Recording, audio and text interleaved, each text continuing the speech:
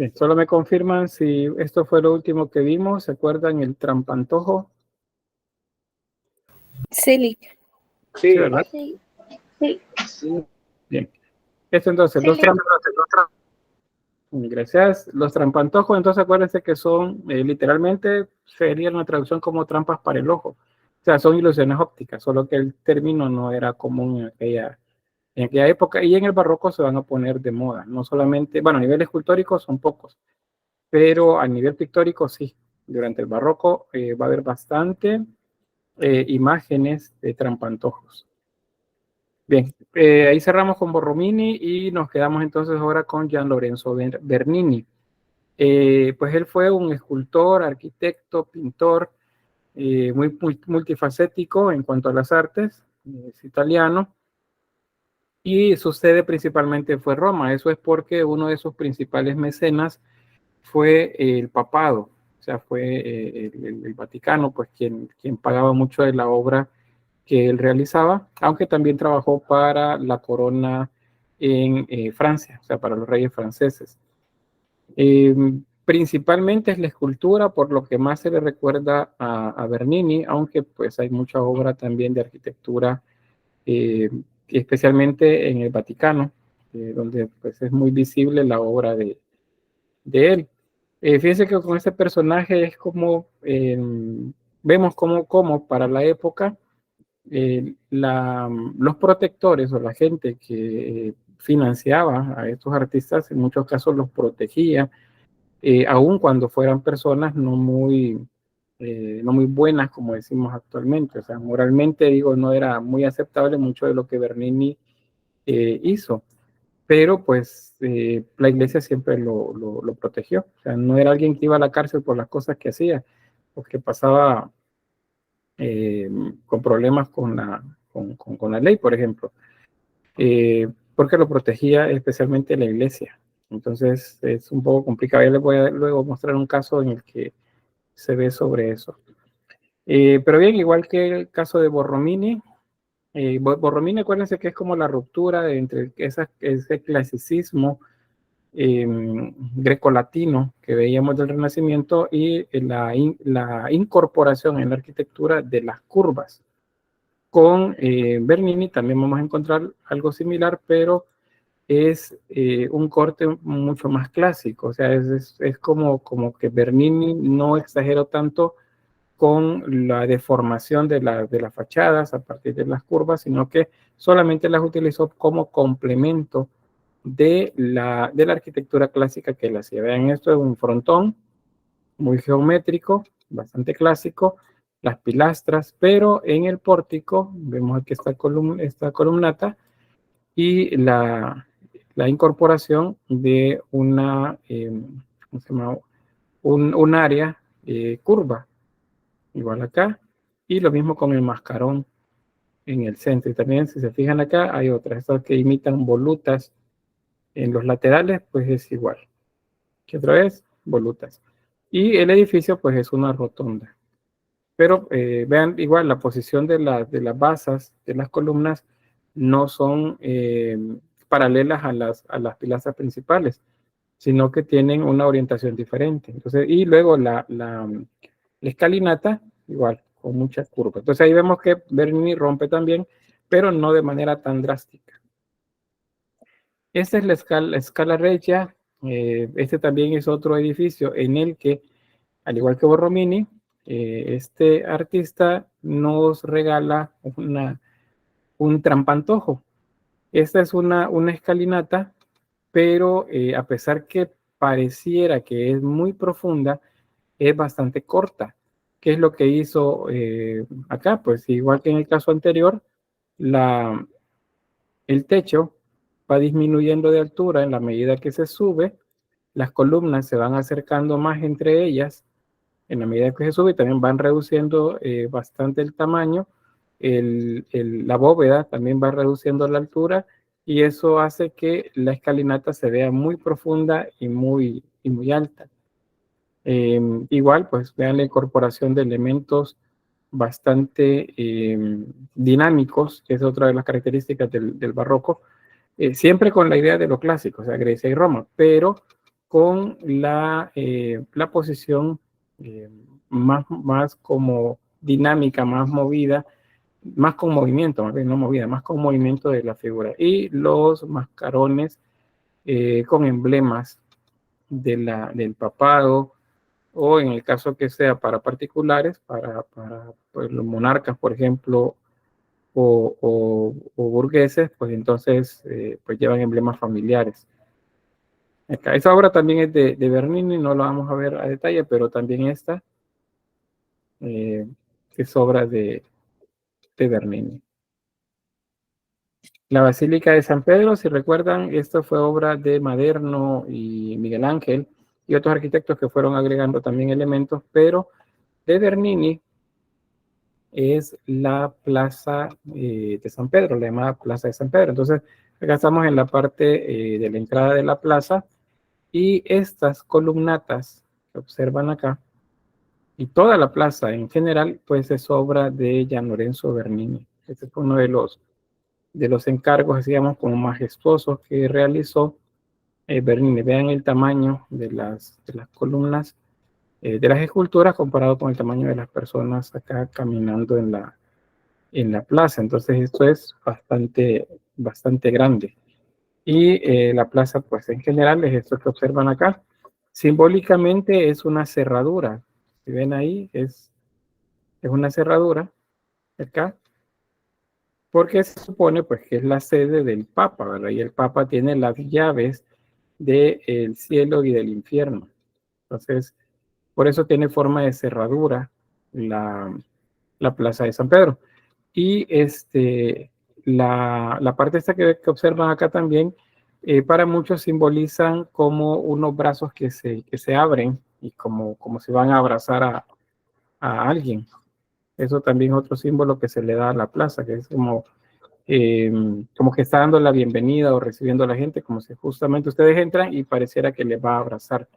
En el centro de la plaza, es acá, encontramos un obelisco, que es según el diagrama, está ubicado acá, igual las fuentes que están en los laterales. Las flechas lo que indican es el movimiento, o sea, el ángulo de observación nos lleva hacia el pórtico principal de la Basílica de San Pedro. Pero, bien, volviendo al obelisco, esto es egipcio. Dice, bueno, pero ¿qué está haciendo un obelisco egipcio en el centro de la Plaza de San Pedro si se supone que esto es cristiano católico, ¿verdad? Lo que pasa es que para la época de dominio romano, pues ellos se llevaron como trofeos de guerra muchos monumentos conmemorativos y los utilizaron en Roma para conmemorar esas gestas que los generales romanos pues hacían. Entonces, había muchos obeliscos en Roma. Lo que sucedió fue que lo llevaron de otra plaza y lo colocaron en el centro de la de San Pedro, de la Basílica de San Pedro. Por eso lo vemos pues ahí en ese lugar. Bien, ¿una pregunta? ¿Las estatuas representan a los papas? No, hay profetas en las partes altas. Acá. No, creo que hay santos más bien. No todos, o sea, algunos santos sí fueron papas, pero no todos los que están aquí son papas. Los papas, por cierto, ellos tienen los mausoleos en la parte interna. Muchos pues encargaron igual a Bernini mausoleos para ellos. Igual obispos encargaron mausoleos para ellos o para las reliquias de santos también. Bernini tuvo bastante trabajo, pero les digo, era el protegido del Vaticano acá en Italia, era el artista predilecto para ellos. ¿Alguien más?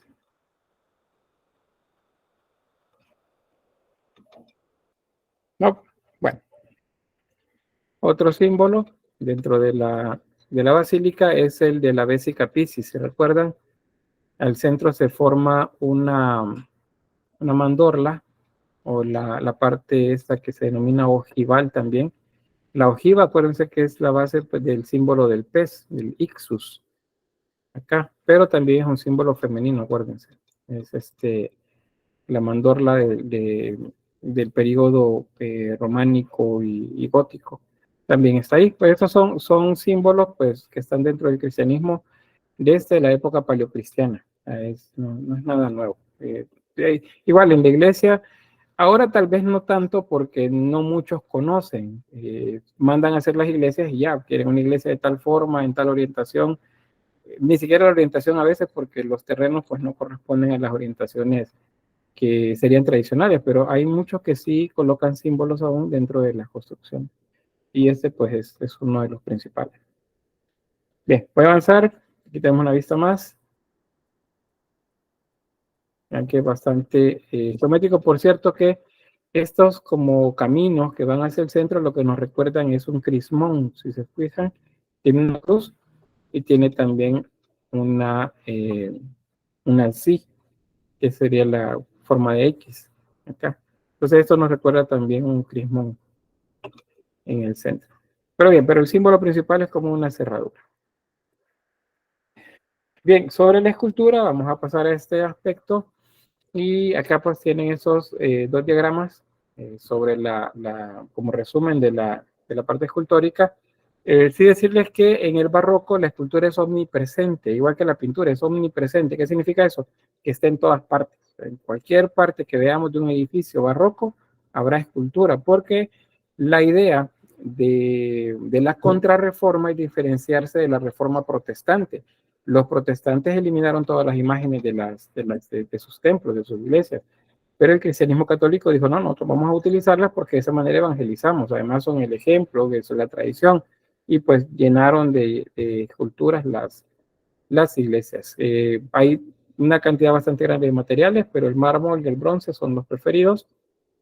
El tipo de escultura, pues es la religiosa, el retrato, la escultura funeraria, especialmente los mausoleos de papas y reyes, y la mitológica. La mitológica no debe verse como un tema alejado del discurso cristiano.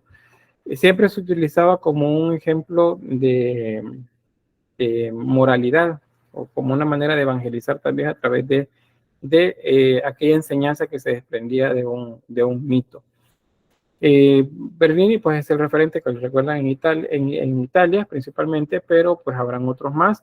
En Francia también se resalta el clasicismo, pero está al servicio de la monarquía. En esta época hay un rey, uno de los Luises de Francia, que dice el Estado soy yo. O sea, yo mando, yo defino, yo digo qué es lo que se hace. De esa manera estaba en esa época la monarquía. O sea, era la que dominaba por completo. Por eso se le llama absolutismo monárquico. Y en España igual dominan los reyes, pero la escultura está determinada principalmente para la doctrina religiosa. Poco vamos a encontrar de temas alejados de la religiosidad en España. Pero eso pues tenemos un tema específico para verlo. Igual el tema de Francia, acá solo se los muestro como para mencionar pues que tiene esa variedad, pero vamos a verlos en su tema en particular. Este es un ejemplo, si recuerdan el mito de Dafne y Apolo, en el que se habla de la ninfa, hija del dios Río. Una ninfa es vinculada al símbolo del agua, y Apolo es un dios vinculado al símbolo del sol. Entonces tenemos sol y agua. Ambas cosas no van juntas porque el sol es caliente y el agua se evapora con lo caliente. Entonces el mito acá, si recuerdan, es el del rocío, que el rocío cuando el sol lo toca, o sea, así de manera simbólica, cuando el sol le pega, como decimos de lleno, el rocío se evapora y lo único que queda es el verde de la planta. Entonces es una manera de representar o explicar más bien qué pasaba con el rocío. Ahora, ¿qué tiene de especial la imagen? Y bueno, pues primero que Bernini es considerado el primer escultor que le da una característica blanda, por así decirlo, entre comillas, a la escultura de la figura humana. La vuelve dócil. Ni los griegos ni los renacentistas, como Miguel Ángel, por ejemplo, lograron o no le pusieron atención a un aspecto importante dentro de la representación de estas imágenes. Y es esto, se lo voy a adelantar un poco. Es lo que sucede cuando la mano toca la piel. Si ustedes agarran toman su mano derecha y presionen el brazo, el antebrazo izquierdo. Si hacen esto, ustedes presionan, ven como la piel, el músculo se hunde. Entonces, eso es algo que no se había hecho antes y Bernini lo hace. O sea, él coloca, acá no se nota tanto, pero vamos a ver en otra escultura, no se nota tanto porque según el mito, cuando Bernini, perdón, cuando Apolo toca la piel de Dafne, en ese momento la piel de Dafne se convierte en una en la corteza del árbol del laurel, y ahí se transforma pues ella en el laurel 100%. Vean, voy a colocarme los auriculares porque ha comenzado a llover bastante fuerte y no voy a hacer que no me escuchen bien. Igual si falla el internet me esperan porque está viendo una tormenta fuerte.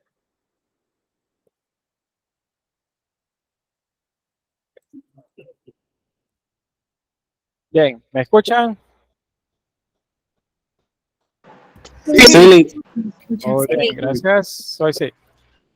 Bien, seguimos entonces. Bien, entonces eso es lo que logra Bernini. La apariencia del mármol, la textura del mármol, en lo que respecta, por ejemplo, a la piel, al músculo, lo logra hacer de manera muy realista. Y eso es algo que no se había hecho antes. También, vean, ¿dónde están las características del barroco acá? Es el movimiento, es la cantidad de detalle también de la obra. Vean, es solo esta parte de acá, lo del cabello convirtiéndose en hojas, en ramas. Esta es una cantidad bastante grande de detalle. Entonces, el movimiento, la saturación de decoración, eso es lo que nos dice que una obra es barroca si la comparamos con el periodo clásico, el de los griegos y romanos, o con el clasicismo, que estamos hablando del Renacimiento, que se tiende a, vemos la obra y decimos es griega, pero probablemente no es griega, es renacentista o es barroca, o quien quita es neoclásica, que es un tema que no hemos visto todavía. O sea, debemos saber identificarlas. Bueno, para esto la recomendación siempre es que veamos la fecha de la obra y a través de la fecha podemos encontrar a qué periodo pertenece. Pero lo que sí les diré es que antes de Bernini eso no se había hecho antes. Vamos a avanzar con una obra más. Esta también es de Bernini y esta se llama El rapto de Proserpina. Si recuerdan, Plutón o Hades se roba a la ninfa, perdón, a Proserpina, se la roba y se la lleva porque no se quería casar con él, entonces se la robó, se la llevó a la fuerza y la llevó al reino de Hades. Y luego su madre, que era la naturaleza, se entristece y entonces comienza pues lo que ya sabemos que sucede, ¿verdad? Durante cierto tiempo se descuida la naturaleza y todo se seca, se vuelve frío, y cuando la ve de nuevo entonces todo revive, la naturaleza revive y así. Entonces es una manera de representar las estaciones, el mito en general. Pero la obra lo que nos muestra es a Hades en el momento de arrebatar violentamente a Proserpina y llevársela. Entonces, acá la obra, acuérdense del serpentinata que veíamos ya en el manierismo. Esta obra está hecha para ser vista desde todos los ángulos posibles. Ustedes pueden caminar alrededor de la obra y siempre habrá una área interesante para ver. Entonces, ¿qué observamos acá en esta? Acá, vean, el lateral. Puede notarse la fuerza. Dice, ¿dónde está el barroco? Bueno, primero el movimiento, la cantidad de detalles. Aquí está Cerbero, por cierto, el perro de 3 cabezas, que es el que le ayuda a cuidar el reino de Hades al dios. Y lo que les mencionaba sobre el representar la carne, como decimos, o sea, la piel, la sensibilidad que da el músculo y la piel. Eso pues es Bernini quien lo logra observar y lo logra colocar en la obra. Les repito, antes de él nadie lo había hecho. Entonces es uno de los méritos grandes en la obra de Bernini. Vean cómo se nota de verdad. Cualquier otra escultura previa a este momento, solo se veía la mano puesta encima. A lo mejor estaba haciendo fuerza, pero no se hundía en esa representación de piel. ¿Algún comentario o pregunta?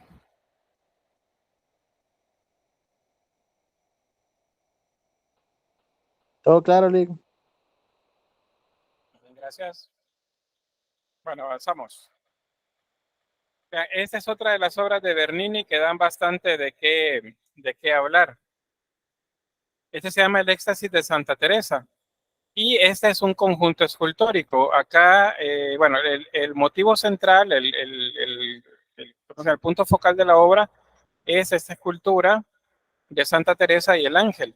Pero en los laterales, acá de esta capilla, encontramos estas tribunas en las que puede observarse tanto el trampantojo, que les he hablado ya, la perspectiva exagerada y más bien como con la idea de hacernos ver a nosotros que nos ubicamos enfrente del altar, como si efectivamente adentro de estos marcos hay efectivamente una profundidad, porque esto es un relieve, pero visto desde abajo, este relieve está acá, pareciera que eso está hacia adentro. Igual, este relieve está acá. ¿Qué están haciendo estos personajes? Pues ellos están atestiguando, están observando el éxtasis de la santa acá. Noten también la característica del barroco, los elementos decorativos bastante sobrecargados, la utilización de mármol de diferentes colores para la representación del color de lo pictórico, la utilización de mezcla de materiales, por ejemplo, bronce y mármol o diferentes tipos de mármol. El mármol blanco preferido para la escultura principal y los jaspeados y de colores pues, para los laterales. Y bueno, la curva en el frontón. Esto es barroco. Aunque digamos que de entrada podríamos decir esto es clásico. No, esa curva nos dice que esto es barroco. Ahora bien, ¿qué vemos de la imagen a detalle?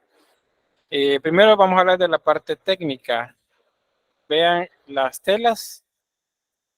Esto es barroco. Muchos dobleces. Eso es una sobrecarga visual. Por eso es que el barroco se utiliza como sinónimo de sobrecarga, que es pesado visualmente. Aunque no estemos hablando de barroco como estilo. Puedo decirle, no, mire que la pintura te quedó barroca. ¿Qué significa? Que está muy cargada de información. Y esa información son dobleces, son detalles, demasiados detalles que no permiten al ojo acostumbrarse o centrarse en una obra, una parte de la obra en particular. Vean las ropas, parecieran que se están moviendo, las del ángel y las de la santa, pues igual, con mucho movimiento, pero con mucho doblez. Luego, ¿qué tenemos acá? Se supone que Bernini lo que representa en la obra es el éxtasis que Santa Teresa decía sentir, no voy a decir sufrir, sino sentir cuando tenía una experiencia religiosa. Entonces ella entraba en una suerte de trance, quizás, en el que percibía la presencia de lo santo, de lo divino, dentro de ella misma. Entonces Bernini lo que hace es esa representación de ella, justo en el momento de sentir ese éxtasis religioso, pero resulta que había algunas cosas que no encajaban con la parte religiosa, sino que más bien pasaban a ser algo más bien carnal. Acuérdense, con él es la representación de lo sensual y de la carne en la obra. De hecho, este ángel, como que observan acá, que mira así con mucha sensualidad el rostro de la santa y toca ligeramente la ropa de ella, que se supone es lo que produce el éxtasis, toca la ropa de ella, pero la flecha que tiene acá, este ángel, apunta hacia el vientre de ella, no apunta hacia el corazón, que decía, bueno, una flecha atraviesa mi corazón. La flecha no está apuntando al corazón, está apuntando hacia el vientre. Entonces, por eso es que se dice de ella que pues lo que observamos en la representación gestual de Santa Teresa no es un éxtasis espiritual, sino más bien algo carnal. Entonces, por eso uno de los de los mecenas de la época eh, dijo, al observar la obra de Bernini, si eso es una experiencia religiosa, dijo, yo también las he tenido, porque se estaba refiriendo a un placer carnal, lo que se observa en el rostro de Santa Teresa. Pues la obra está ahí y físicamente pues es lo que nos transmite. También esa sensualidad en los rostros, en el movimiento. Vean la calidad del trabajo también, de la representación, por ejemplo, de la textura de los labios, la dentadura también dentro de la boca de la santa. O sea, eso es, seguramente pues quien lo veía lo que menos pensaba era en algo religioso. Pero es lo que él pues vendía muy a su estilo esa obra. Tenemos otra más, el éxtasis de la Beata Ludovica Albertoni, es igual. Esta es una beata. Acuérdense, los beatos o beatas es un paso previo a la canonización, es decir, no se consideran santos o santas todavía, pero se supone van en camino de la santidad. En este altar también hace lo mismo Bernini. Hay una representación pictórica en el fondo, en la que hay unos amores por ahí que flotan en el aire, eh, unos pequeños rostros también con alas. Acuérdense que los rostros con alas, ya aquí en el barroco les comenzamos a llamar querubines y serafines de manera indistinta. El símbolo se adopta a partir de esa época, aunque sabemos que el significado pues, visual es otro. El bíblico es otro para este tipo de seres, pero ya a nivel de descripción, nosotros pues ya en el barroco podemos llamar a esas figuras como serafines o querubines. De manera indistinta, digamos en términos generales. De manera particular, cuando comenzamos a hacer mucho más análisis, los serafines son los que tienen instrumentos musicales o están cantando. Y los querubines son los que están con colores, por cierto, más fríos en su cuerpo o en sus ropas también. Y aunque algunos aparecen también cantando, normalmente estos no tienen instrumentos musicales. Pero bien, ahí está. Vámonos acá a la imagen de el éxtasis representado igual. De nuevo, a nivel técnico, ¿qué barroco en la obra? Pues aparte del gesto sensual de la santa, las ropas. Vean la cantidad de dobleces, de movimiento que tiene la representación de la tela por todas partes, acá en el brazo, en el manto, en el vestido, todo tiene mucho movimiento. Eso es, esa saturación de información es lo que se le llama barroco. Y aquí tenemos la imagen ya para ver la detalle. Igual que en el éxtasis de Santa Teresa, pues la representación de lo que vemos no es algo tan espiritual, es algo más bien carnal lo que representa acá. Por eso que la obra de Bernini es muy sensual, muy a la manera a la manera de colocar las manos, tocándose los senos, acá, y pues el cuerpo voltado hacia atrás. ¿Ven? El mismo tipo de rostros. Por eso es que pues, los comentarios no eran como muy de cuestiones espirituales cuando veían la obra. Vean, aquí se ve a detalle lo que les mencionaba de los movimientos de la tela. Hay una tela que se dobla, se desdobla, se enrolla por muchos lugares, pues eso es lo que hace como muy característico la obra de Bernini. Este San Lorenzo Bernini, esta es, de acuerdo a la geografía de San Lorenzo, pues a él lo quemaron, lo asaron prácticamente, lo pusieron sobre una estructura metálica y le prendieron fuego abajo. Según la geografía de él, pues él dijo en medio de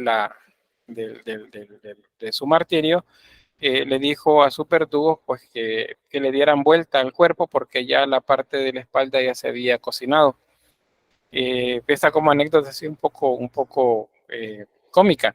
Si recuerdan cuando les coloqué el video de la película El nombre de la rosa, cuando veíamos que la discusión entre un monje benedictino, o dominico, perdón, y un franciscano, el monje franciscano puso este ejemplo, que decía que bueno, no puso el de otro santo igual, que lo pusieron a cocinar y dijo que estaba fría donde lo habían colocado, y entonces metió el sultán la mano y se quemó.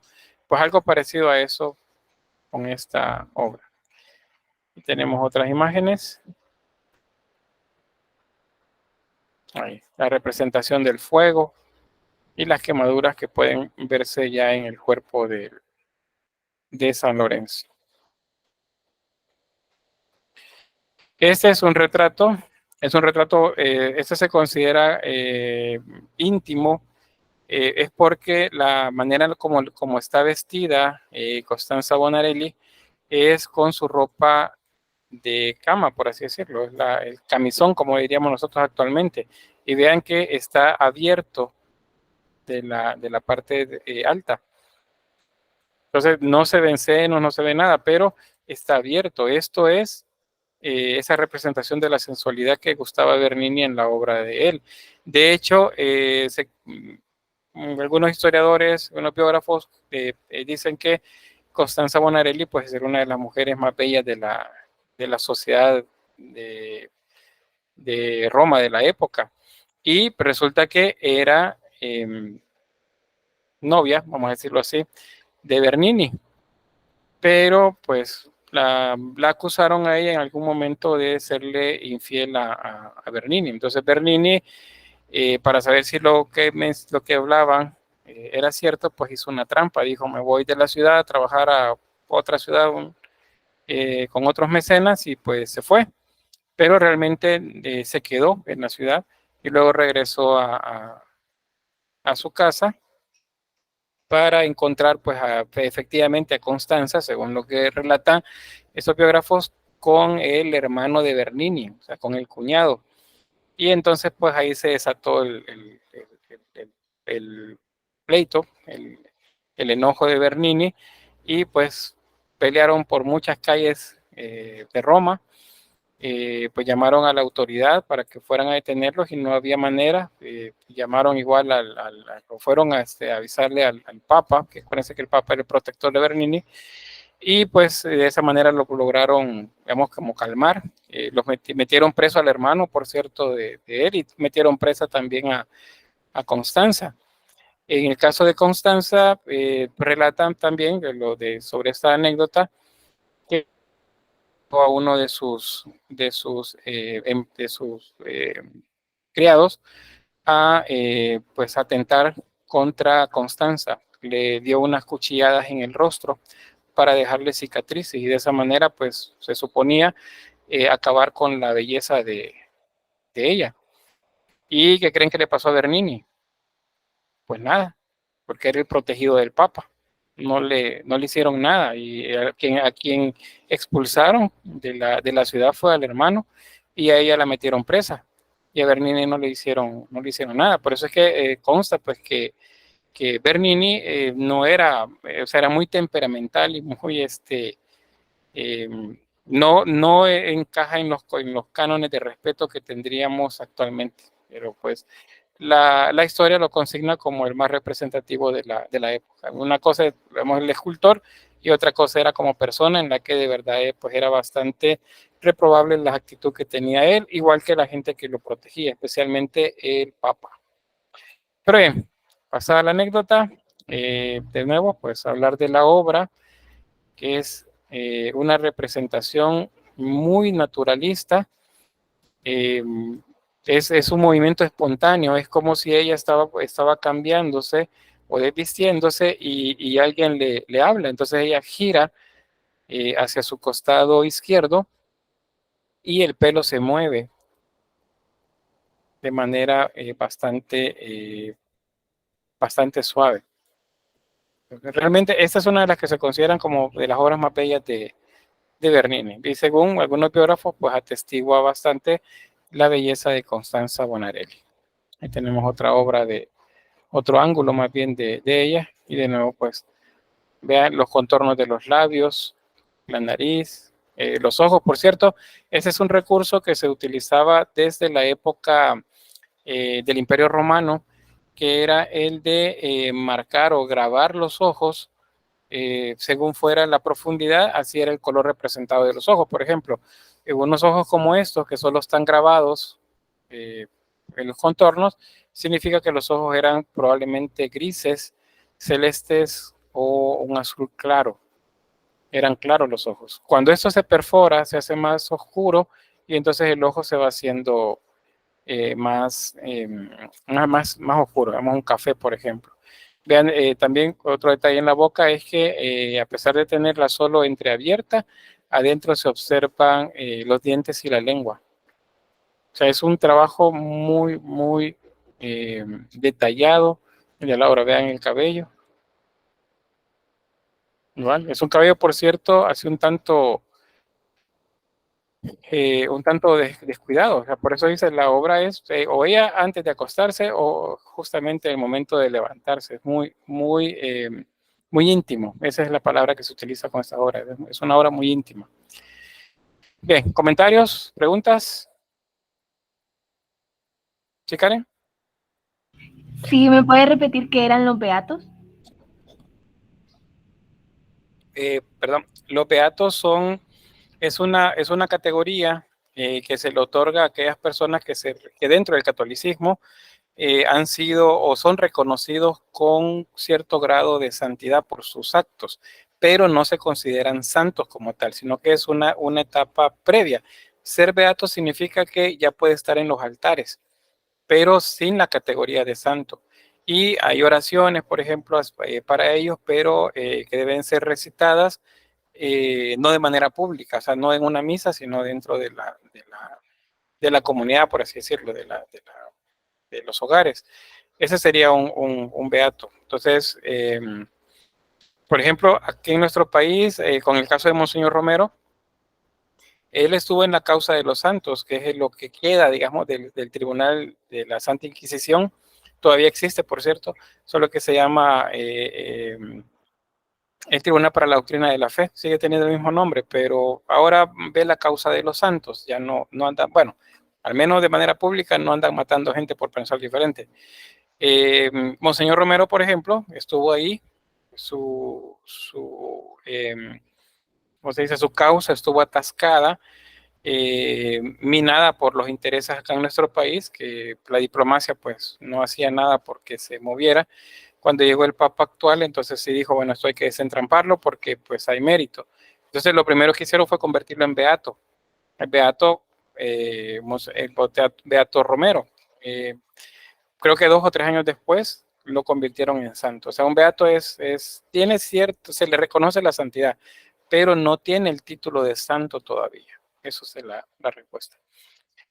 Saúl dice, se logra observar que se utiliza mucho el color dorado y tonos similares en la decoración arquitectónica y escultura. Sí, esos colores principalmente están asociados al lujo y el barroco, pues básicamente, al menos en escultura y en arquitectura, se asocian también al lujo. Entonces, por eso se utiliza bastante. Ya luego veremos en el barroco francés una cantidad de tonos dorados que se utilizan bastante grande, y también en la medida que nos acercamos al rococó. En el caso del barroco español hay dorado también, pero se asocia igual a la santidad, pero ya no es tan abundante, aunque sí hay pan de oro, por ejemplo, en los retablos o en las vestiduras de algunas imágenes, pero pues no es tanto. Pero sí en arquitectura se utiliza bastante ese tono, o los rojos, o los azules, o los espejos también, los cristales, la cristalería en general se utiliza bastante. ¿Algún otro comentario o pregunta?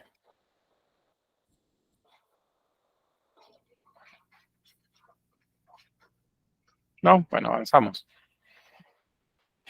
Bien, eso también es escultórico, aunque pues pareciera que es arquitectura, pero esto es el baldaquino que está en el centro de la Basílica de San Pedro. Este también es obra de Gian Lorenzo Bernini, y en él lo que observamos es un tipo de columna que antes no se había usado, se utiliza hasta que aparece el barroco. Esto se le llama columna salomónica. Ese es el nombre. ¿Por qué le pusieron salomónico? Ahí sí les quedó mal, no sé exactamente cuál es la razón. Sin embargo, pues es el nombre que tienen estas columnas que son con sentido helicoidal, que no son rectas. Y acuérdense, las curvas es parte de pues la representación en el barroco. Y luego al fondo también, aquello que ven allá es el sagrario, eso también es barroco. Y el baldaquino, por cierto, es en bronce, y esto es casi un edificio, es bastante alto. Y acá el altar donde se ofician las misas. Vamos por acá. Grecia dice, no comprendí bien lo de los ojos. Si fuesen de color café se perfora y se le da más profundidad. Sí, voy a hacer ahí, quizás vale la pena que nos detengamos con esto de los ojos, solo que mientras encuentro les dejo de presentar un momento en lo que busco el ejemplo.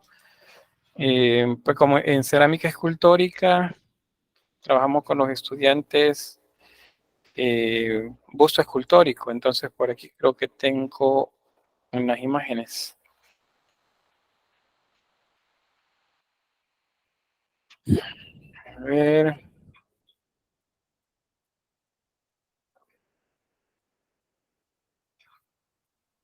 Pero en lo que lo busco, ¿alguna pregunta?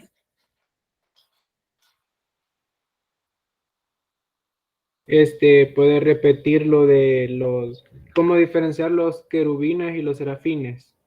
Que dijo que unos tocaban instrumentos y los otros eran fríos. Sí, los serafines, según lo que la Biblia dice, es que los serafines son los que cantan. Santo, santo, santo es el Señor, que es lo que cantan eternamente. Entonces, a los serafines se les asocia con los instrumentos musicales.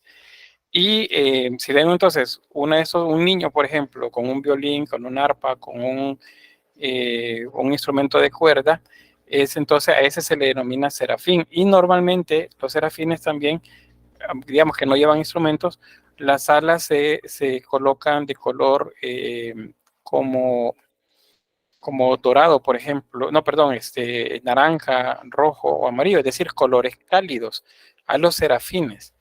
A los querubines se les asocia con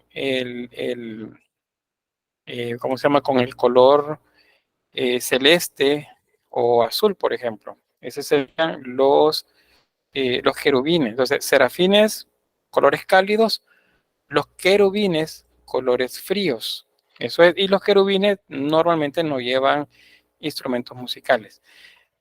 Ahora bien, ya ¿cómo se dice?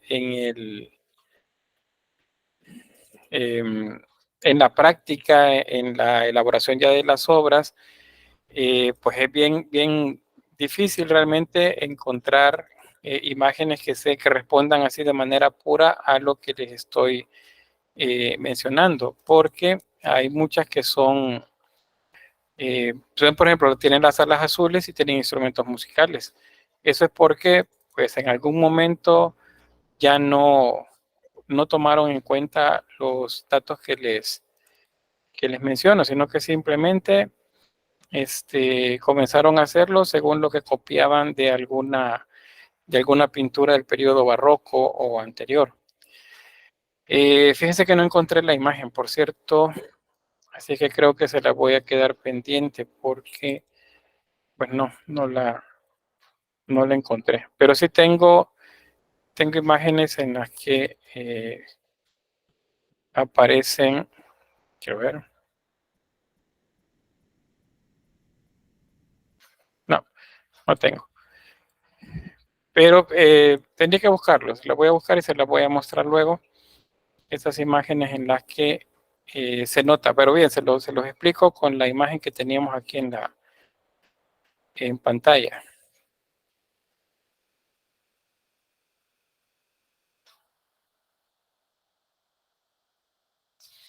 Bien, les decía, si los ojos son claros, entonces las imágenes de los ojos se hacen así. Digamos, el ojo se hace la esfera lisa y luego se marca, eso se llama grabar. Se graba el contorno del iris, Se marca también acá el centro del iris. Esto que ven acá es brillo, se supone que es brillo, eso que ven ahí al centro. Si el ojo fuera oscuro, o más oscuro que este, entonces esto se quita, se profundiza, y entonces, a ver si se puede.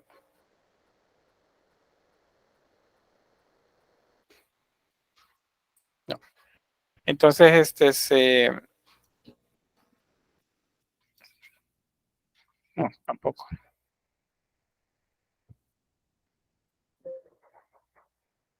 No, bueno, no se lo puedo explicar aquí, pero se hace más profundo. Mientras más profundo sea esa parte del ojo, más oscuro es. Si usted quiere un ojo, como negro, o bastante oscuro, casi negro, entonces esto se perfora. Se hace, no un agujero hasta adentro, ¿verdad? Pero sí se profundiza acá. Eso vuelve el ojo oscuro. Si quiere un ojo claro, entonces tiene que quedar así, solo marcado.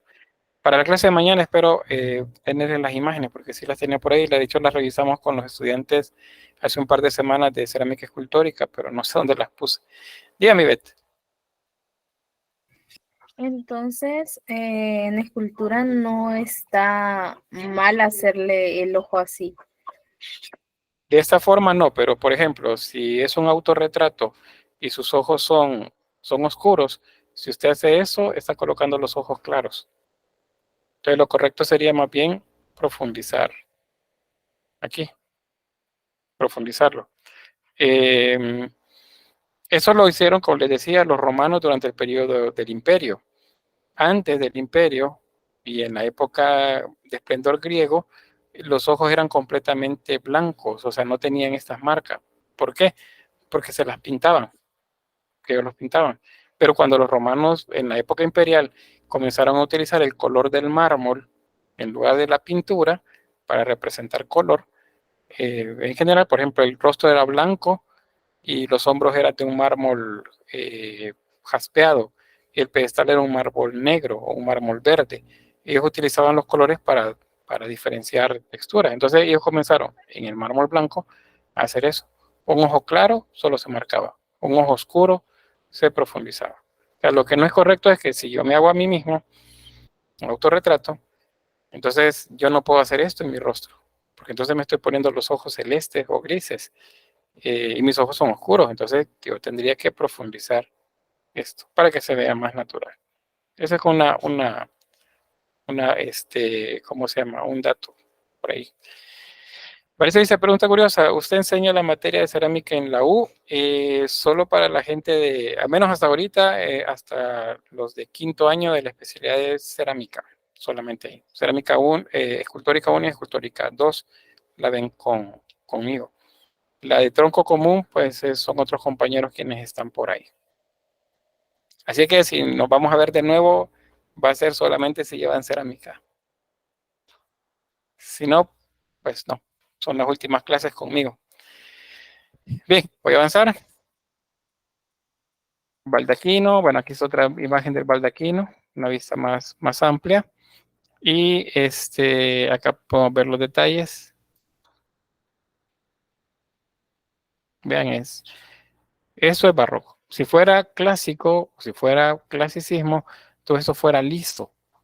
Es carente de detalle. Por eso es que los historiadores, cuando comparaban esto con el Renacimiento, decían, no, eso es barroco, pero acuérdense que barroco es un término inicialmente despectivo. Lo veían como un error, como algo que se veía feo. Pero lo que sucedía es que es bien sobrecargado de decoración. Ahí tenemos ese ahí al fondo, por ejemplo. Creo que tengo una imagen de ese. Sí, aquí está. Ahí está. Eso es el sagrario.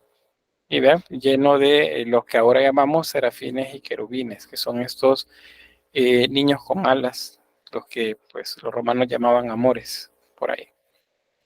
Y la representación acá de esos, creo que son papas, los que están sosteniendo el sagrario. Vean, estos son los mármoles de colores que les mencionaba. Bien, ahí está. Ahí van a tener bastantes detalles para verlo luego despacio el material. Bien, sobre la pintura, ¿alguna pregunta? Perdón, sobre la escultura, antes de entrar a la pintura. No, la pintura no hemos visto todavía. Siento que me estorbo. ¿No?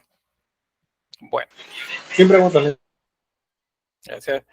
Bien, en el caso de la pintura, igual siempre tenemos que distinguir entre pintura italiana, pintura barroca italiana, barroca francesa y barroca española. Son cosas diferentes. En el caso de la pintura barroca italiana, tiene una característica que es algo que se le llama, ¿cómo se llama? Tenebrismo. Tenebrismo viene de eso de algo que pareciera como que nos da miedo, ¿verdad? Porque es algo desconocido, algo oscuro. Perdón si me ven aquí viendo movimientos, pero es que me está descargando la computadora. Entonces, por eso se le llamó de esa manera, porque la pintura es principalmente oscura, pero eso es porque hay una representación de lo teatral en la obra. Entonces, en los países principalmente de dominio del cristianismo católico, pues será la religión la que tiene el dominio prácticamente de las temáticas. Sin embargo, algunos géneros como por ejemplo el retrato, los paisajes y por primera vez el bodegón como tal, aparecen también acá. Y bueno, eso también ayuda a enriquecer la iconografía religiosa. Acuérdense que el barroco es la herramienta a nivel artístico que utiliza la contrarreforma católica para poder llevar pues el evangelio a la gente que no puede leer. Bien, acá solo voy a parafrasear algunas ideas porque pues ustedes lo van a leer luego, no me gusta leer las diapositivas, pero bueno, la luz, color, luz y movimiento son las cosas a las que hay que poner la atención con la pintura, porque eso es lo que determina la obra pictórica barroca en Italia. También la forma como se estructuran las composiciones. Ahora ya nada que ver con las composiciones clásicas, las que tienen forma de triángulo. Ahora no. Vamos a ver unas diagonales, unas en forma de L, otras centralizadas. Y hay que poner atención al movimiento de las figuras, como también a la luz, el ángulo de la luz dentro de la obra. ¿Por qué? Porque dentro de este género, dentro del barroco, que es el llamado tenebrismo pictórico, las imágenes se ubican en la obra como si fuese una obra de teatro.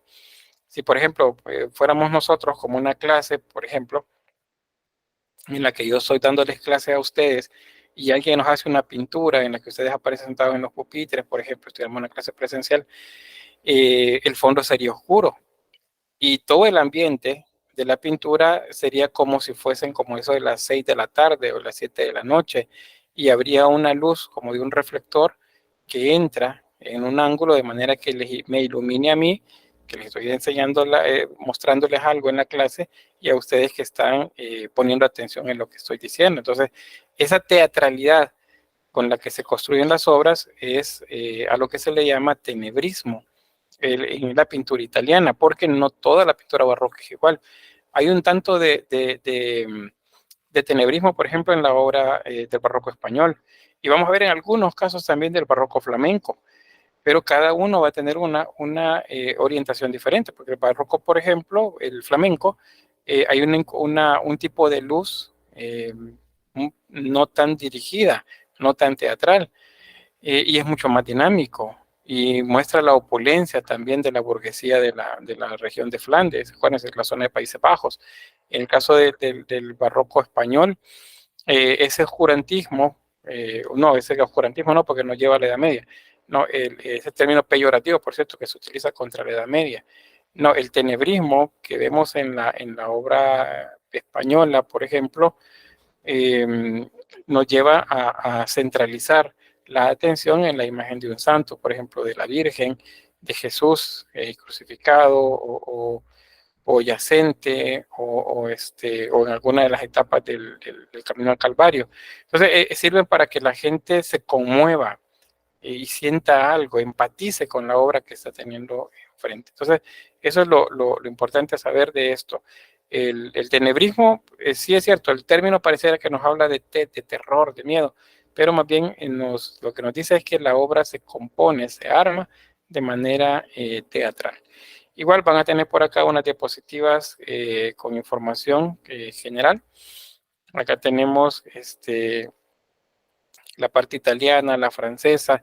Cuando hablamos de clasicismo, acuérdense que vamos desde el Renacimiento, finales del Renacimiento, y cuando hablamos de Rococó, nos estamos refiriendo al periodo de transición entre el siglo XVII y el XVIII, o sea, estamos pasando del barroco al neoclásico. El Rococó tiene variantes también, más bien sucede en estas tres áreas que vemos, pero tiene variantes. Y de hecho son 4 áreas, porque hay el barroco en América. Pero pues ese lo van a ver ustedes en la historia 4, no se ve acá. Pero cada uno tiene sus propias características y lo que los une normalmente tiene que ver con lo que se realizó en Italia en un primer momento. ¿Qué función tiene la pintura? Pues principalmente es propaganda. Propaganda para los santos. A nivel religioso decir propaganda suena algo político, ¿verdad? Pero resulta que así es. La religión pues ocupa la política para muchas cosas. Aunque pareciera que dice, no, es que la religión no tiene que ser apolítica, pues tal vez actualmente es la intención, en la práctica no es igual, pero en esta época la iglesia necesita de la política para poder llegar a más personas y poder manejar a su antojo ciertos elementos. Tiene también una función decorativa, puesto que sirve para llenar algunos espacios, armonizarlos con el entorno escultórico. Y es una autoafirmación, significa que es una manera de cómo la religión dice yo estoy aquí, yo domino esta área, porque las imágenes determinan el espacio en el que la Iglesia Católica tiene mayor hegemonía o mayor dominio, porque la carencia de imágenes en una iglesia significa que esa iglesia es protestante. Entonces la iglesia a través de las imágenes dice nosotros somos los que gobernamos acá. También ya en el caso del francés, por ejemplo, o del flamenco, barroco francés o barroco flamenco, la monarquía y la burguesía también se reafirman. Y es una manera de decir, nosotros somos los que dominamos, nosotros somos los que tenemos el control de todo. Bueno, eso tiene que ver con Flandes, la plenitud del barroco. Eso lo vamos a ver pues en un tema en particular, que sé que no me voy a detener mucho ahorita por acá. Y vamos a ir a esto, que es el barroco italiano, el tenebrismo. Aquí, básicamente, una manera de explicarlo es el claro oscuro llevado al extremo. Acuérdense, eso es teatral. Tiene una recarga y una tensión dramática la obra, porque si han visto ustedes, han ido a obras de teatro, en el escenario el fondo es oscuro y las luces se mueven alrededor de los personajes principales. En algunos casos es una luz muy focalizada que solo ilumina los rostros, las manos, por ejemplo, porque es a través de las cuales nos expresamos bastante. Entonces eso es lo que vemos en las pinturas. Y bueno, ahí tienen un poco de la etimología. El término, pues, según la etimología, pues proviene del latín, que significa tinieblas, porque pareciera que esté en tinieblas la imagen. Algunos exponentes del tenebrismo, tenemos a Caravaggio, ese es el más conocido representante del tenebrismo barroco. Tenemos también a José Rivera, Adam Costner, Georges de Latour y otros más, pero veamos que estos son los más conocidos. Y pues ese violento énfasis, como lo menciona acá, del claro oscuro, de eso se trata, una forzada iluminación que vuelve casi teatral las composiciones. Y bueno, una manera como muy particular de trabajarlos. Vamos a comenzar con este personaje, Michelangelo Merisi da Caravaggio, que es el que conocemos solo por el apellido, Caravaggio. Ese es pintor italiano, pues trabajó en Roma, Nápoles, Malta y Sicilia, y su periodo es básicamente alrededor de unos 20-25 años entre el siglo XVI y el siglo XVII. Se considera el primer gran exponente de la pintura barroca. Este también era bastante protegido por la iglesia, pero la manera de vivir de Caravaggio no era como la de Bernini. Bernini era como de élite, Era alguien pues que se manejaba, se movía donde había muchos recursos económicos, donde estaba la élite económica. Caravaggio no, y él estuvo pues vinculado pues, a delitos en más de algún momento también, pero como no tenía la protección del papado, pues este sí pasó por Bartolinas, cárceles, y de algún tiempo pues anduvo también como errante en muchos lugares, trabajaba, luego se desaparecía y así. O sea, es diferente. Por eso la obra también de Caravaggio tiene esa carga así un tanto fuerte, digamos, el tenebrismo pues, del que les hablaba, y representa también a las temáticas de manera más humana. Vamos a ir de una vez ya a las imágenes para que vean a qué me refiero. Bien, esta obra, ahí pueden observar lo que ya les mencionaba, una luz dirigida, teatral, las imágenes están envueltas en una oscuridad completa. Eso, acuérdense, esto es lo que se le llama tenebrismo. Otro dato también sobre las composiciones es que, si se fijan, este personaje está de espalda, no nos está viendo a nosotros. Significa que el artista ahora entiende que la obra no necesariamente nos incluye a nosotros. Los artistas del Renacimiento nos presentaban a los personajes y nos los ponían para que nosotros, como observadores, los tuviéramos de frente, porque el pintor sabía que a nosotros nos interesaba saber quiénes estaban ahí. Pero con Caravaggio y en general otros pintores del barroco, no se trata de eso, sino que pues nosotros estamos desde afuera expectantes, observantes también de la escena. Entonces tenemos este personaje de espalda. El tema es la vocación de San Mateo. Si recuerdan, Mateo, según los evangelios, era, creo que, recaudador de impuestos, si mal no recuerdo. Entonces, los recaudadores de impuestos se consideraban, pues en la época de lo que nos habla el Evangelio, pues contrarios al judaísmo. Se consideraban aliados de Roma y por lo tanto la gente los veía en muchos casos con desprecio, sino es que con odio. Entonces, que Jesús dijera, voy a ir donde un publicano, donde un recaudador de impuestos, pues eso era escándalo, porque era como, miren, a esa gente nosotros ni les hablamos, pero Jesús quería estar con ellos. Entonces, eso es primero lo que se representa, digamos, como la temática general. Ahora bien, Mateo era considerado, ya que él sabía que lo consideraban como alguien ajeno o distante de las creencias del judaísmo, pues entonces él está simplemente ajeno a la imagen de Jesús, que es este que ven acá, que lo está señalando. Él está ocupado en contar monedas acá. Ahora veamos qué más de la obra. Noten cómo los que están alrededor y que ya notaron la presencia de Jesús se muestran con sorpresa, porque otra vez es un judío considerado Mesías que está entrando a la casa de alguien que se considera aliado de Roma. Entonces, por eso, cuando él lo señala y dice, él es, hablando de Mateo, ese apóstol que está por acá también lo duda y le señala que si efectivamente es él. El personaje que está de espalda, vean la posición de la mano en el banco y en la otra cerca de la mesa, como si va a agarrar el arma que tiene por acá, es como que en la expectación, pues él se asusta e intenta levantarse. Y este otro personaje señala también de manera incrédula si realmente se refiere a este que está contando las monedas. Eso es lo que se ve en la obra. Y este otro también de manera incrédula observa a Jesús por ahí, está señalándolo.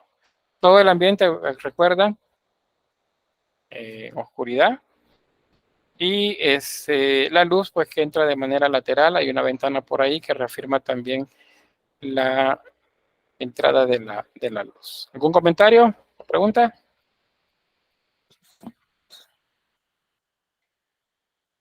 ¿Todo claro, Lick? Muy bien. Pero también quisiera oír comentarios, preguntas. ¿Se va entendiendo lo de tenebrismo? A nivel teórico se explica fácil, pero no es como realmente verlo. Bueno, voy a confiar en que sí. Muy bien, gracias. Bueno, vamos a ver. ¿Qué más podemos hablar de esta obra? Pues primero vean esto. La distribución en los cuadrantes. Vean la manera cómo se complementan los cuadrantes contrarios. Vean la luz, el rostro de Jesús, el brazo de Jesús. Vean se complementa con esta zona de acá. Es la que está más llena, digamos, de elementos. La luz es un elemento. No pueden decir, mire, está vacío, solo está la ventana y no hay nada más ahí. Eso es un elemento. Este es otro. Mateo y la mesa, el dinero. Y vean tiene mucho espacio vacío, son las cabezas de ellos acá, y tiene bastante espacio, no tan vacío, pero sí a oscuras. Entonces estos dos se complementan y estos dos se complementan también. Entonces la obra tiene un equilibrio compositivo. ¿Se entendió? Daniela dice, realmente me gusta ver lo nublado y oscuro que se ve y con la luz tan enfocada y genera esa saturación. Eso es correcto. Sí, es digamos que no digamos nublado, porque esos son los términos que luego no ayudan mucho cuando estoy revisando los exámenes. Digamos, tenebrismo. Ese tenebrismo que entenderíamos que es eso nublado, es eso oscuro, es esa penumbra en la que se ven las imágenes. ¿Qué más? Vean los bloques compositivos. La imagen de este personaje que está de espalda, el apóstol, Jesús y la ventana con la luz nos generan un bloque compositivo acá. Y luego tenemos otro aquí, que son las personas que están alrededor de la mesa. Entonces, el espacio vacío completo es de acá. Significa entonces que tenemos una composición que va buscando un tanto la lateralidad. El punto focal está acá. Es justo el centro es Si habláramos de un punto de fuga. Pero el punto focal estaría en esta área, desde Jesús y los que están en la mesa. Ahí está la parte como más interesante de la obra. Luego, vean la fuente de la luz, la voy a colocar de nuevo por ahí. Esa es la fuente de luz. La luz entonces es lateral, ¿qué? ¿Derecha o izquierda?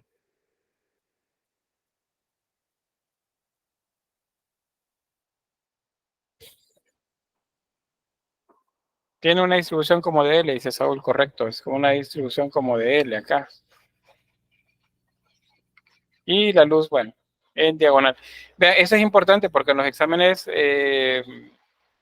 o puede venir una pregunta en la que diga cuál es el sentido, en la imagen que se muestra, cuál es el sentido de la luz.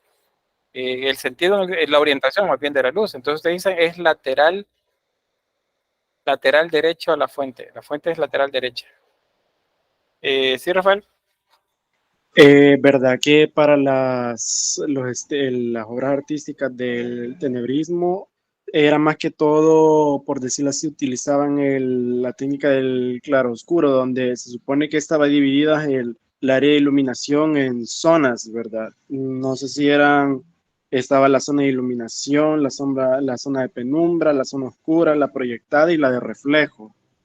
Correcto, todo eso está ahí. En algunos casos no los alcanzamos a ver, pero sí, está, por ejemplo, la sombra, la subsombra, los reflejos. Hay unas sombras que son como más fuertes, son las principales, pero luego tenemos las subsombras, que son sombras dentro de unas sombras más amplias, que son un tanto más claras. También los reflejos, vean aquí abajo, esos son reflejos.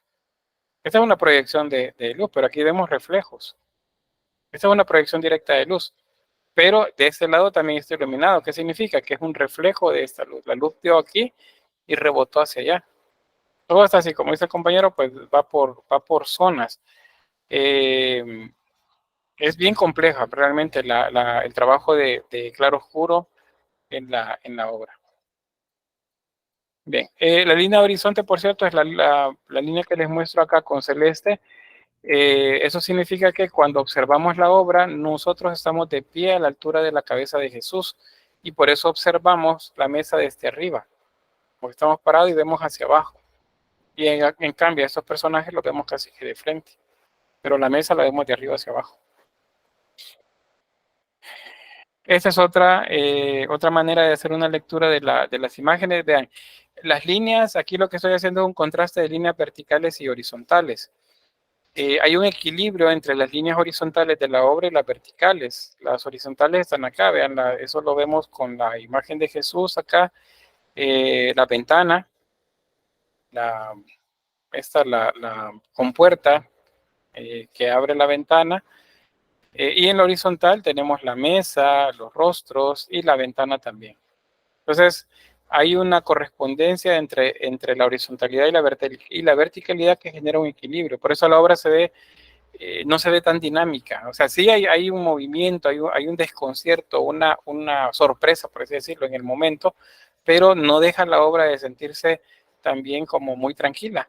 No es una escena violenta, pero eso es por eso, porque las líneas horizontales y verticales normalmente nos dan estabilidad. Las diagonales nos generan movimiento, pero las verticales y horizontales nos dan tranquilidad. Por eso cuando ustedes ven una pintura, un dibujo, una fotografía del mar y ustedes observan las olas, el horizonte, hay una carga bastante amplia de líneas horizontales. Entonces el mar se ve tranquilo.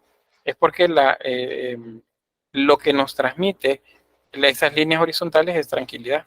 Es un poco poco movimiento. Por ahí estaría entonces. Vamos a ver otra más. Esta también es de Caravaggio, el pequeño Baco. Bueno, el pequeño Baco enfermo. Se le dice así porque el tono de piel de Baco es amarillo. El tono amarillo, ustedes saben que para las personas que beben mucho, pues significa problemas hepáticos. Y estamos hablando de Baco. Baco es el dios de la vendimia, es dios del vino, de las bacanales. Entonces, sería como pensar, bueno, entonces él definitivamente tiene que tener problemas con el hígado. ¿Dónde está acá digamos, la ganancia a nivel de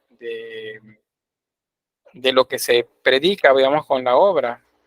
Pues es que justamente beber no es bueno, beber nos enferma. Entonces, esta imagen, que es una alegoría a la bebida, también nos está diciendo que el cuerpo está enfermo y por lo tanto no es bueno beber. Por eso el término ahí, vean los labios muy pálidos, el rostro pálido y el resto del cuerpo amarillento.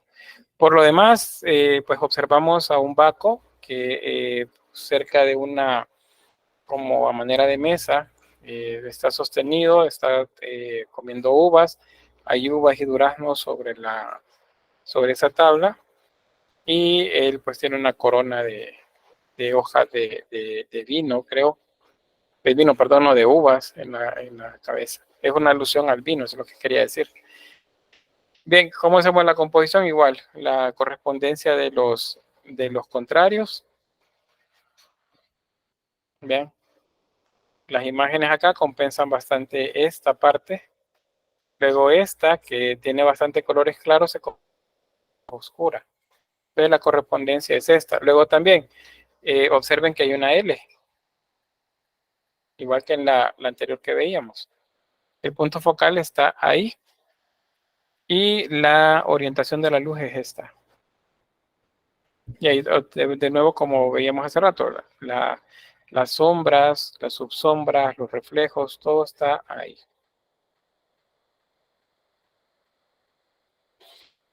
Bien, otra más. Esta es Cristo con los peregrinos de Emaús. ¿Quién me recuerda de qué trata este tema?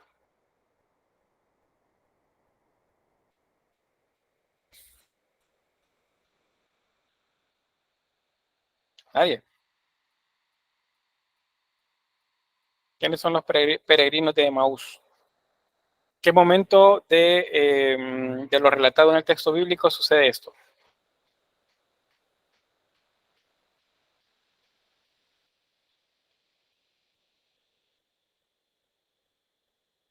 ¿Sí, Rafael?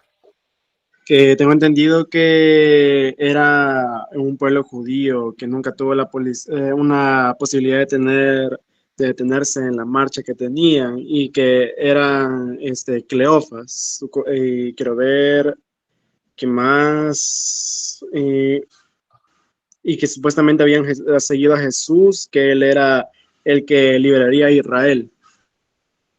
Digamos que en términos generales esa es la información, sí, ahí tienes razón, esa es la información general.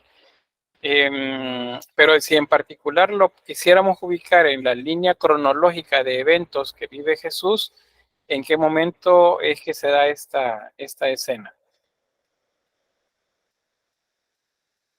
Cristo, Cuando resucita, ¿sí?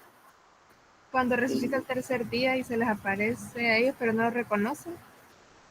Muy bien, sí, ahí está. No es inmediatamente después de haber resucitado, pero sí es posterior a la resurrección, porque de hecho esos peregrinos, por eso llaman peregrinos, ellos han ido a Jerusalén y van de regreso hacia Emaús, y van hablando acerca del acontecido. Es como que diga, hey, qué terrible estuvo ahí, ¿verdad? Todo en Jerusalén. ¿Sí, Katia? No, Lick, ya lo dijo usted. No, Yo iba a pero solo participar. comencé. Ayúdeme, necesito tomar un poquito más de café. Bueno, Bien. según lo que yo he leído, pues sí, era que iban hablando de lo que había acontecido con Jesús y de repente se les apareció alguien más con ellos caminando. Y ellos ofrecieron a que se quedara, porque ya era muy noche. Entonces, cuando estaban como, creo que estaban cenando algo, ahí él partió el pan, creo. Y entonces ellos como que entendieron. Muy bien, gracias. Justamente eso es. Luego de lo acontecido en Jerusalén, pues Cristo resucita, según lo que dice el cristianismo. Y entonces, pues esta gente va hablando acerca de lo que pasó y de repente alguien se les pegó en medio del camino y le dice, ¿qué van hablando, hermanos? Entonces comienza que ¿de dónde has estado estos últimos días que no te has dado cuenta? Y dice, no me he dado cuenta de nada. Entonces le cuentan la historia de lo que han vivido. Y así siguen caminando y luego, bueno, entonces nos vemos y le dicen, no, mejor quédate, ya es muy noche, vamos a compartir. Y entonces preparan la cena y en el momento del pan, él toma el pan, hace la oración, lo bendice y en ese momento esos peregrinos se dan cuenta de que quien está con ellos es Jesús. Y en ese momento, pues según lo relatado en el Evangelio, pues él desaparece, él ya no está. Entonces, Caravaggio en esta obra, lo que él está representando justamente es el momento en el que él bendice el alimento. Claro, no creo que haya sido así una codorniz y todos los manjares que vemos ahí, ¿verdad? Pero eso es lo que nos presenta en la obra Caravaggio. Entonces, vean la sorpresa de los peregrinos, vean las manos de él, cómo se abren con sorpresa hacia los lados. Vean este otro personaje, siempre me ha parecido a mí como muy fuerte el gesto y la sorpresa, como cuando alguien les da una noticia que les sorprende mucho y hasta se levantan de la silla, la fuerza con la que se nota que toma los brazos de la silla e intenta levantarse. Y este otro que está acá enfrente, que mira con incredulidad, quién es el que está con él, y de hecho hasta se toma el cinto de su vestimenta, del susto, o al menos de la sorpresa, no voy a decir del susto, de la sorpresa. Pero es eso. Noten también que es un Cristo barbilampiño, de lo que se les llama griegos, porque recuerdan la idea de Apolo en el paleocristianismo, no tiene barba ni bigote. Esto depende, no es que sea una norma dentro de la iconografía de esta época, sino que pues es una manera del artista de decirnos que es un Cristo resucitado, es un Cristo que ha sido hecho, digamos, en general de nuevo. Ya les he mencionado en algún momento que la tradición hace que pues a los Cristos resucitados se les diga niños, pues que es como que han nacido de nuevo. Entonces, por ahí va la idea de que no tenga barba ni bigote. De nuevo, así, bueno, luego verán la imagen a detalle ustedes, aquí tal vez no alcanzan a verlo, pero si no, acérquense un poquito a la pantalla y verán acá. La luz está bañando el lado derecho del rostro de Jesús, pero el lado izquierdo también está iluminado por una luz que es reflejo, o sea, la luz que refleja en el manto, o más bien, la luz rebota del manto y se refleja en el mentón. También es ¿cómo se dice eso? Es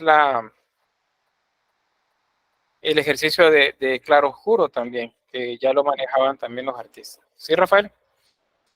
Que no sé si que sea también la proyección de luz que hace que desde una perspectiva lejana se vea como que si Jesús también posee incluso una barba, a pesar de que si uno se acerca detenidamente se puede apreciar de que no tiene, por lo que nos había explicado, Eli.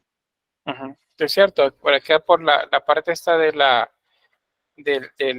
mejilla, aquí pareciera que sí tiene barba, acá. Pero al verlo de cerca, pues no tiene. Pero sí, en apariencia, por ahí.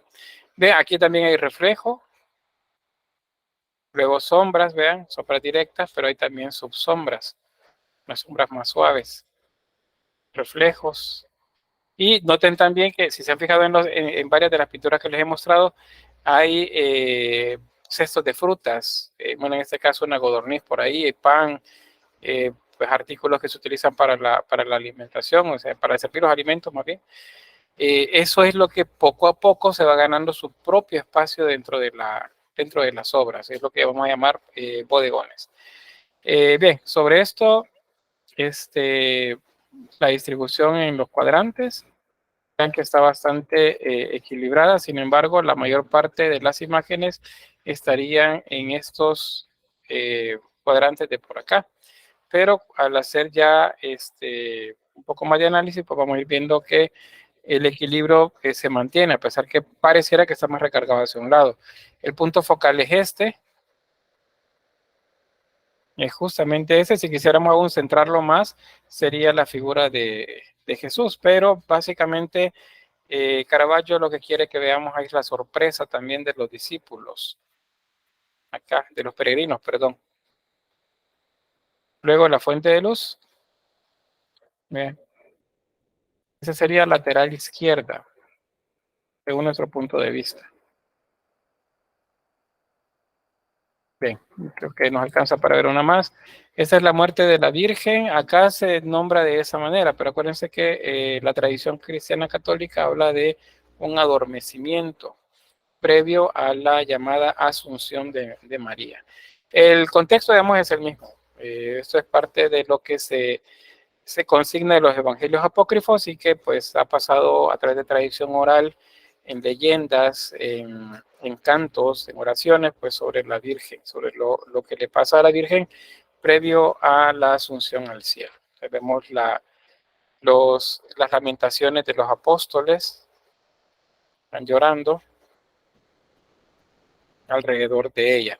Un dato también sobre esto es que, bueno, que algunos estudiosos mencionan sobre la mujer que representa a María, es que se ve como inflada, como si estuviera hinchada, tanto en las manos como en el rostro, pareciera que es un poquito, pues, está como inflamada.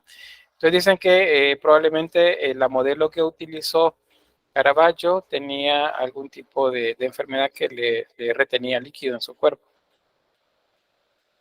Por eso se ve así como grueso el cuerpo, como si estuviera un poquito inflamado. Bueno, aquí tenemos los apóstoles alrededor. Acuérdense que según el Evangelio apócrifo, pues todos los apóstoles fueron llevados hasta la presencia de María, pues por fuerzas sobrenaturales, para que atestiguaran el momento del tránsito de ella. Aquí tenemos María de Magdalo también, por cierto, llorando a un lado de ella. Y igual, distribución en cuadrantes, es una composición bastante equilibrada. La mayor parte de elementos están en esta zona, pero pues se compensa con esta carga de detalle en la manta roja que tenemos en la parte superior. Ese es el punto focal. Noten que es lo que más llama la atención, porque ahí está enfocado la luz. La luz nos lleva a ese punto, porque ahí es donde cae la mayor cantidad de luz. Bueno, vamos a ver una más. La conversión de San Pablo, ese es de Caravaggio también. Y bueno, acuérdense que esto de San Pablo, ese es este Saulo, que inicialmente perseguía cristianos, pero que luego, pues, en uno de sus viajes, se supone que es Dios quien lo tira o Jesús quien lo tira del caballo, le dice: Saulo, ¿por qué me persigues? Entonces, eso es lo que representa, como así detenido en el tiempo, el pintor. El momento en el que ha caído al suelo. Está la composición, los cuadrantes, el punto focal, y en el caso de la luz, pues se mueve en esta dirección. Un dato también interesante, que al ver a detalle luego la obra, acá, los ojos están cerrados, pero se ven completamente sellados, como si no tuvieran párpado, solamente el contorno. Eso es porque, si ustedes recuerdan, dentro de lo que el relato bíblico, pues Saulo queda ciego después de esto. Y ahí podemos ver, pues, la cantidad de luz y de sombra muy bien articulada en la imagen, de manera que se vea, pues, iluminado esta zona, como es la de interés. Acá el sirviente que sostiene el caballo, luego, pues, que ha tirado al suelo a Saulo. Y los bodegones.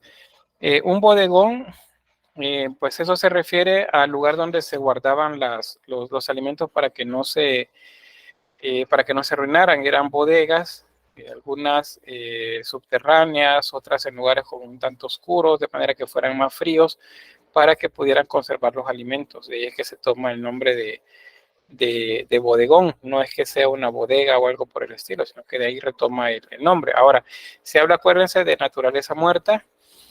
Es cuando se refiere a que los elementos están fuera de su contexto natural. O sea, esa sería naturaleza muerta. Y me dice: ¿pero por qué está muerta? Y todo está fresco. Pero ya no está en su contexto. O sea, no está en la rama, no está en la enredadera, sino que están colocados en un ambiente artificial. Alguien los colocó, los ordenó en un cesto, y por eso es que se le denomina naturaleza muerta. Sobre esto es igual. Siempre hablamos de cuadrantes. En este caso, los cuadrantes inferiores es donde está más cargada la imagen, y el punto focal está ahí. Dice: no, pero a mí me llama más la atención la hoja que está allá. Esa hoja está ahí para hacer contraste con esto, de manera que también el exterior del cesto también se vea con interés. Esta pequeña ramita con hojas un tanto marchitas. También el espacio alrededor de la obra es parte, ese ambiente es lo que se le llama atmósfera, y sirve para sustentar como fondo los primeros planos. Si la pintura fuera así, entonces es complicado para el observador. O sea, no se ve tan atractiva la obra cuando lo vemos de esta forma, está demasiado cerca todo. Entonces, por eso se le deja atmósfera, o sea, aire alrededor de la obra. Si ustedes hacen bodegones y los hacen así, para aprovechar todo el espacio, pues entonces están haciendo un mal uso del plano básico. Yo sé que más de algún docente les dice: miren, pero utilicen mejor el plano básico, hagan más grande la obra, y la pueden hacer más grande, pero siempre hay que recordar que debemos utilizar el fondo, el aire, esa atmósfera alrededor. Pero muchos, yo veo cuando me dicen: va a haber una exposición, lo veo así. Entonces sí está bien, ¿verdad? Pero es como que me pongan la obra justamente en el rostro. Debe tener un poco de atmósfera alrededor, siempre. Y eso, bueno, ya lo sabía aquí. Es el buen Caravaggio. Veamos acá qué me están contando ustedes ahí. A mí me hubieran regañado si dejo todo ese espacio arriba. Bueno, 3, 4, 5, 6.